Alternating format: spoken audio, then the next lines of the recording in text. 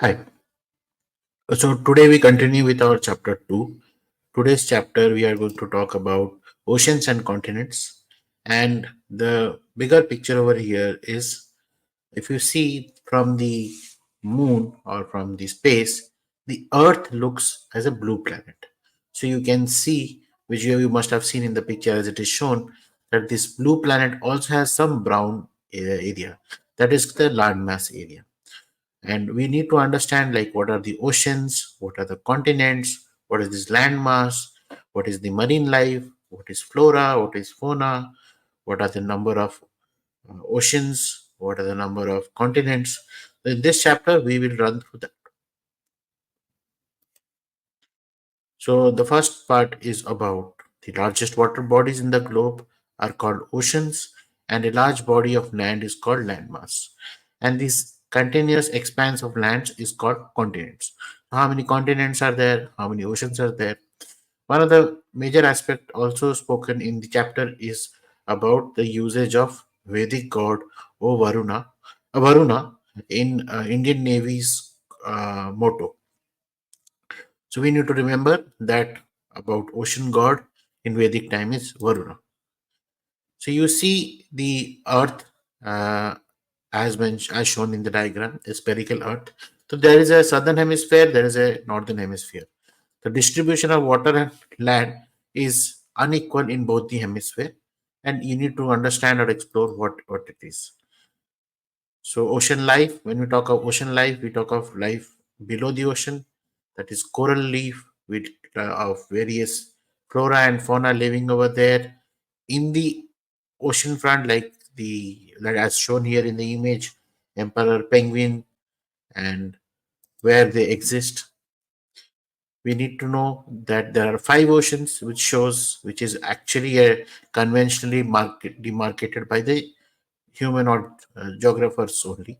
The Pacific Ocean, the Atlantic Ocean, the Indian Ocean, the Arctic Ocean, and the Southern Ocean, or Antarctic Ocean, we call it. So they are actually not separate, but we have done it for the mapping convention. And there is a rich flora and fauna about it. If you see the global map, you will realize where these oceans exist, which is Pacific Ocean, which is Atlantic Ocean, which is Indian Ocean, what is the region of Arctic Ocean or Atlantic, Southern Ocean. In India also, when it comes to ocean, then there are other definition like seas and bay and gulf. So Indian subcontinent has uh, towards its western side Arabian Sea, and towards its uh, eastern side Bay of Bengal. Why? What the definition of each of them are different. They have some difference in the geological contexts. Then what are the continents? There is, we know in the global map that these are seven continents: Africa, Antarctica, Asia, Australia, Europe, North America, and South America. But geologists consider many time Asia and Europe as one and call it as Eurasia. So one of the fact is that the Olympic circles of the five circles are five circles because of the they represent the inhabited continents where people stay. That is Africa, America, Asia, Australia, and Europe. So this is, and then we have other element called as islands. So how these islands, where are these islands? In India, we have islands of Lakshadweep and Andaman Nicobar Islands. Then we speak about various oceans and ocean life in the ocean. And so if we have to summarize the chapter, because it is more of a very, what do you call, GK driven chapter. So we are going to talk about that from the space. When viewed from outer space, Earth appears mostly blue, owing to its vast presence of the water bodies. Oceans, the largest water bodies on Earth, they cover nearly three-fourths of Earth's surface, making the planet look blue. Land masses, represented by brown color, as we saw over that in the image, cover slightly over one-fourth of Earth's surface, and these large continuous land masses are called continents. Oceans are vital for Earth's climate. When we say that, Oceans regulate Earth's climate by interacting with the atmosphere. They affect weather pattern like monsoon, which are crucial for agriculture and life. Water cycle, you would have read it multiple times. Ocean plays a critical role in the water cycle by supplying moisture for rainfall, thus supporting life on land. Oceans also contribute in oxygen and more than half of the world's oxygen. I repeat the point again. More than half of the world's oxygen is produced by ocean flora, which is why oceans are referred as the planet's lungs. When the natural disasters, what kind of natural disasters originate from oceans? They are called as cyclones, storms, causing strong winds, extreme rainfall, and massive destruction in the coastal regions. Tsunamis, large destructive waves generated by earthquake or volcanic activity under the ocean. Now, one of the example, if we all know that India had tsunami in 2004 on 26 November, sorry, 26 December, and it was a huge. I mean, we are still recovering in that coastal area of Andaman Nicobar, Tamil Nadu, Kerala. Islands are the smaller landmass, and they are completely surrounded by water. Continents are also surrounded by water, but they are too large to be considered as islands. What is the world's largest island? If you see the map, you'll realize Greenland is considered as the world's largest island. In India, we have around 1,300 islands, including major groups like the Andaman and Nicobar Islands and Lakshadweep. When it comes to continent and research, in Antarctica, there's a whole lot of countries doing their research. In India, also started a program called India Antarctica Program in 1981. Under that program, it opened its first base in Antarctica called as Dakshin Gangotri in 1983. And here the scientists conduct research primarily on climate and environment. Oceans and human civilization. Now, historically, oceans have been used by humans for migration, trade, food, and military campaigns. When it comes to cultural impact, coastal communities have deep rooted myths, legends, and deities connected to the oceans. Varuna, or the Vedic god of water. Environmental threat to oceans, pollution. A million of tons of plastic waste are dumped into oceans yearly, choking marine life. Other pollutants and overfishing are also major threats when it comes to pollution. What are the conservation effort? Now, to do the conservation effort, United Nations recognized June 8th June as World Oceans Day to raise the awareness of importance of oceans and need to protect them. Coming to the continent, the landmass, seven continents, the most widely accepted classification includes Africa, Antarctica, Asia, Australia, Europe, North America, and South America.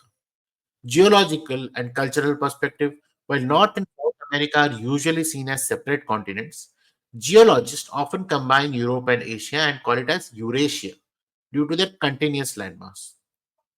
Now, some of the terminologies that we learn in this chapter are cyclone, a system of strong winds circulating around a low pressure center, originating over oceans and causing extreme weather events.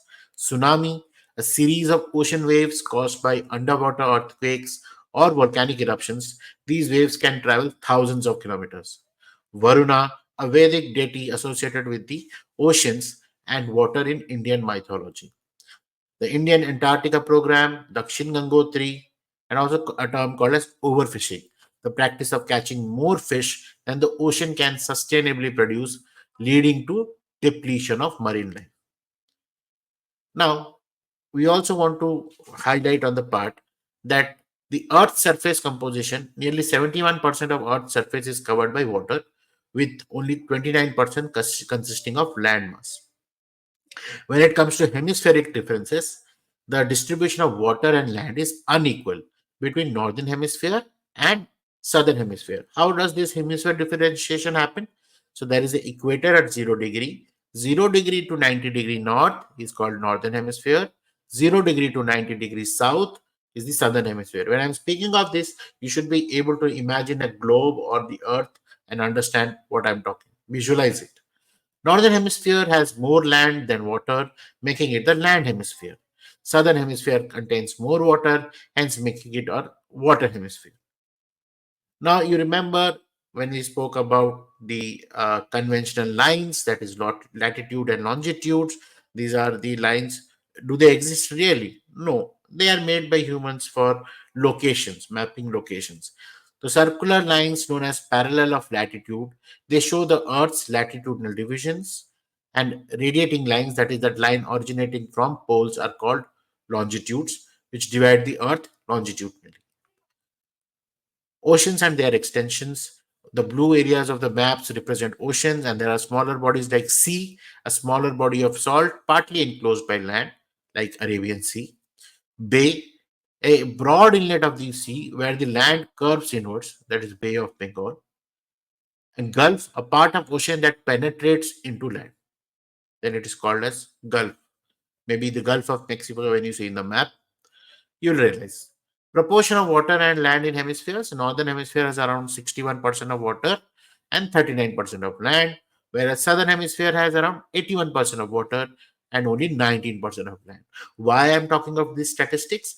Because UPSC has questions which kind of confuses you. Is this a right statement or a wrong statement? So kindly have some focus. I will be giving it all in your written notes. Now, are the oceans connected? Yes, they are interconnected, and actually, they are a continuous global body. But for the convention, we have created separate oceans.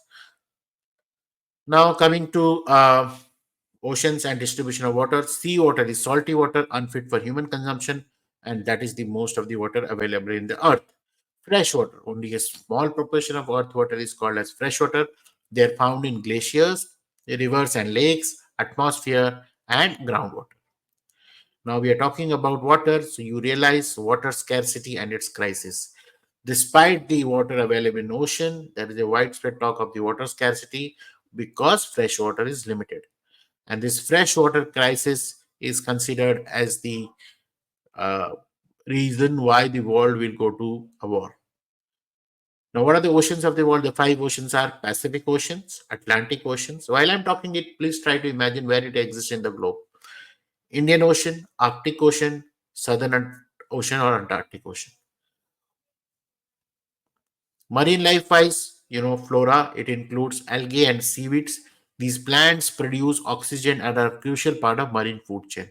Fauna is called as marine animal life, which includes from tiny fish to large mammals like whales. Coral reefs found in shallow warm waters are home to colorful fish and other organisms. Deep sea creatures, some mysterious species live in dark depth of the oceans, adapting to extreme conditions. What are the key marine species? There are starfish, there are sharks, dolphins, whales. Some terminology that we learned today was about marine, flora, fauna, coral reef, groundwater. Now, when it comes to the five oceans of the world, Pacific Ocean, the largest ocean, spanning from the northern and the southern hemisphere, borders Asia and Americas and Australia. Atlantic Ocean, the second largest ocean, also in both north and southern hemisphere, lies between Americas to the west and Europe and Africa to the east. Indian Ocean, the third largest, mostly in the southern hemisphere, bordered by Asia to the north, Africa to the west, and Australia to the east. What are the key regions in Indian Ocean area? Arabian Sea, west of India, and Bay of Bengal, east of India. Southern Ocean surrounds Antarctica and is in the southern hemisphere. Arctic Ocean, the smallest ocean, located entirely in the northern hemisphere, surrounding the Arctic Circle. Now, when we spoke about the oceans and disasters in India, there is something called as National Disaster Management Authority (NDMA). It handles all kind of natural and man-made disaster. So, disaster management is responsibility of NDMA, National Disaster Management Authority. And when these tsunamis happen or cyclones happen, so which bodies come into action? That is called NDMA in India. So with that, I think we can. This is the chapter, and all the chapter notes would be shared to you. There are MCQs which is there also.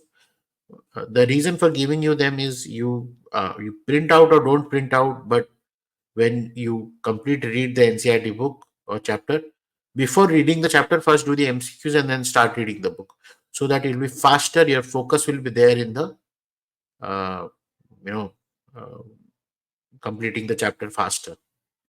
So that's it. Thank you.